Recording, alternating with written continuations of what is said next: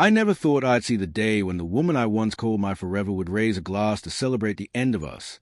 8 years of marriage, laughter, shared mortgages, road trips, countless little memories. Gone. Then things shifted. She started having girl nights, sending secretive texts, constantly glued to her phone. When I confronted her, she didn't deny anything. Instead, she smirked and said she deserved someone better. That was all I needed. I filed for divorce. That very night, while I sat alone, packing up my life, she was out with her friends at a club, champagne in hand, posting stories under the title Freedom. She seemed happier than she had ever been with me. It stung more than I expected, but I stayed quiet, stayed composed. I believed that eventually life itself would reveal the truth, without me having to lift a finger.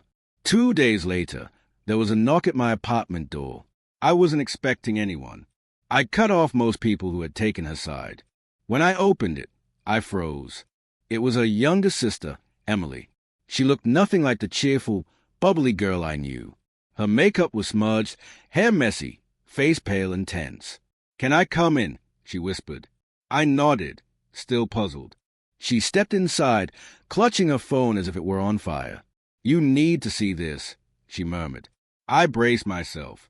Maybe she was going to show me more petty online posts or rumors. But what I was about to witness ran far deeper, darker. Emily opened her gallery and pressed play. The video started with the thumping beats of a club, flashing lights, laughter. My ex-wife was there, glass in hand, laughing, hugging another man. Not shocking. Emotionally, she'd already moved on before the divorce papers were even signed. But then the camera shifted. What I saw next made my stomach turn. The man she clung to leaned in, whispered something, and she laughed loudly, shouting. I only married him because I thought he'd get rich. Should have gone for a real man. Everyone around her burst into laughter. It wasn't just betrayal anymore. It was mockery, humiliation, a scornful display of everything I had given. Emily paused the video. "It gets worse," she said softly. I closed my eyes, anger bubbling beneath the surface, but I stayed silent. I hadn't let her cheating break me, and I wasn't about to break now. The video resumed. This time, my ex's words were sharp, cruel. He was boring, predictable, clingy. I only stayed because I didn't want to start over. Thank God I'm free now. The man beside her grabbed her waist roughly. She didn't pull away. She laughed. My chest tightened, not from desire, but from disbelief. I had loved someone who never truly appreciated what we shared. Emily finally turned off the phone, guilt written across her face. I tried to stop her, she admitted. I told her what she was doing was disgusting. She said I was just jealous because at least someone wanted her. She's spiraling, and she doesn't care who gets hurt. I leaned back in my chair, breathing slowly. Pain gave way to clarity, and clarity turned into quiet strength. Why show me this? I asked.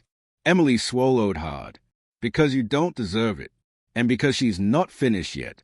She's planning to post it online, to prove she's upgraded. My jaw tightened. She didn't want to walk away quietly. She wanted to destroy me. Too. She's already lost a good man, Emily added softly, but she doesn't even realize that what she thinks she's won isn't real. I stared at the blank wall. Betrayal cuts deep, but the truth frees you. I wasn't mourning the end of a marriage anymore. I was grieving the illusion of the woman I thought I knew before I could fully absorb everything. Emily gently placed her hand over mine.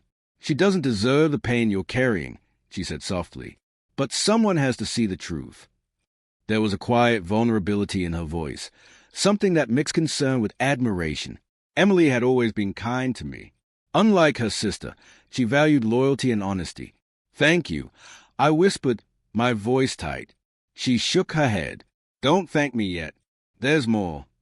She showed me a series of messages from my ex, boasting about breaking me, claiming I'd come crawling back once I realized no one wanted me. I laughed, not from sadness, but sheer disbelief. She really thought she could hurt me. Instead, she'd only freed me. Do you want revenge? Emily asked softly. I smiled slowly, calmly. Revenge comes naturally to people like her. People like me don't need it. Life will take care of her. Emily returned a small, approving smile. That's why you deserve better. We sat in silence for a while before she whispered, I'm leaving her place. I can't stay around someone like that anymore. I was surprised. Why? Her cheeks flushed slightly. Because you were always a good one, and I hate that you couldn't see it. For the first time in days, my chest felt lighter. Someone had seen me. Someone truly understood. You're welcome here anytime, I said genuinely.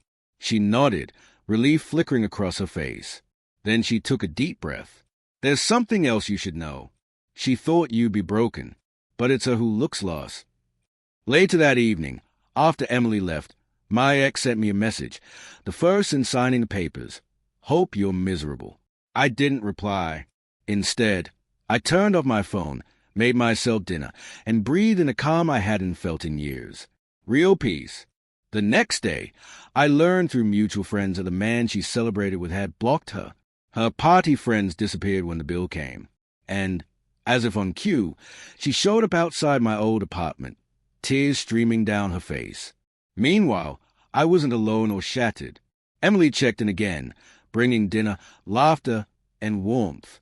Suddenly, the world didn't feel so heavy. I didn't need revenge. Watching a carefully constructed world crumble while I moved on quietly felt like justice enough.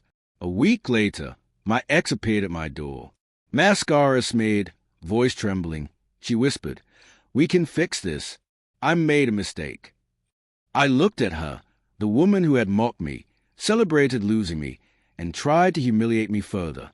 The love I had once felt was gone. "You didn't lose me," I said calmly. "You threw me away." She reached for me, but I stepped back. "You celebrated my absence. Now live with it." Her face fell as reality hit. I wasn't hers anymore. I had chosen peace, respect, and self-worth. She had chosen ego, and it abandoned her just like her fleeting fling had. Some heartbreaks are blessings we don't recognize immediately. She left in tears that day. Moments later, Emily knocked on the door again. Her shy smile and hopeful eyes lifted the room's energy. "Coffee?" she asked. I nodded, and as we walked together, she whispered, "Funny how she thought she won." I smiled softly. She never understood value, only attention. Emily looked at me sincerely. "She lost you, and she doesn't even realize what that means." I shrugged gently. I didn't lose anything. I found myself.